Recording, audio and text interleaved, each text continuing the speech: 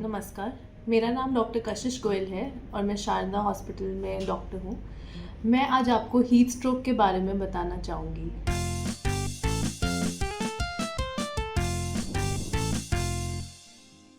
तो heat stroke क्या है? हीट स्ट्रोक में हमारे बॉडी का जो तापमान है वो 105 डिग्री फ़ारेनहाइट से ज़्यादा हो जाता है। अब आपको लग रहा होगा कि ये तो बुखार जैसा ही है, बट ये बुखार जैसा नहीं है। ये सिर्फ उन लोगों में नहीं होता जो जैसे गर्म तापमान में काम कर रहे हैं। हीट स्ट्रोक दो टाइप का होता है, एक क्लासिक हीट स्ट्रोक होता है, एक एक्सर्शनल हीट स्ट्रोक होता है। जो क्लासिक हीट स्ट्रोक है वो जो लोग हैं जैसे कि जो थोड़े बुज़ुर्ग लोग हैं जिनको थोड़ी शुगर, बीपी वगैरह की दिक्कतें हैं, हार्ट की दिक्कतें हैं, गर्म तापमान के कारण उनमें वैसे ही बिना किसी कुछ काम किए भी हो सकता है। और एक एक्सर्शनल हीट स्ट्रोक होता है जो एथलीट्स हैं, जो कि बहुत ज़्यादा खेल वगैरह में होते हैं, उनको होता है एक्सर्शनल हीट स्ट्रोक।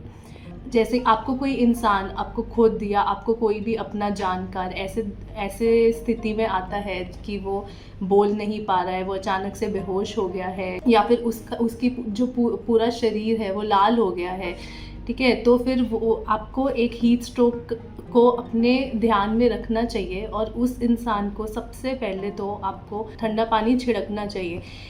एक कंसेप्ट होता है इवेपोरेशन और कन्वेक्शन का। जो हीट स्ट्रोक होता है, हीट स्ट्रोक में हम इवेपोरेशन कन्वेक्शन के तरीके से हीट स्ट्रोक को ट्रीट करते हैं। हम कभी भी पेशेंट को ठंडे पानी में अचानक से डाल नहीं देंगे। आप उसमें ठंडा पानी सीधा नहीं डालोगे, आप उस पेशेंट को उस ठंडे पानी से स्प्रे करोगे। और पेशेंट का तापमान बढ़ गया है, इसका मतलब ये नहीं है कि आप उसको डोलो, पैरासीटामोल ये सब कुछ दोगे। आप उसको ठंडा पानी पिलाओगे, आप उसके कपड़े उतारो और उसको ठंडे पानी से उस पर स्प्रे करो उस पेशेंट को। और अगर फिर भी उस पेशेंट और उसको बहुत सारा ORS पिलाओ, ये सब कुछ करके अगर फिर भी पेशेंट को आराम नहीं आता है तो आप हॉस्पिटल में हमारे पास लेके आओ।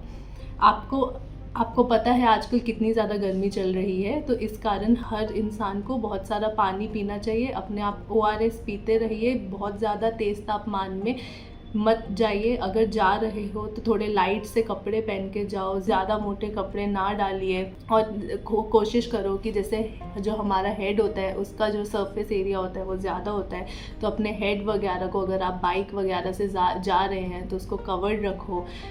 तो सारी की सारी ये चीज़ें करिए और अपने आप को और अपने साथ वालों को हीट स्ट्रोक से बचाइए। शुक्रिया।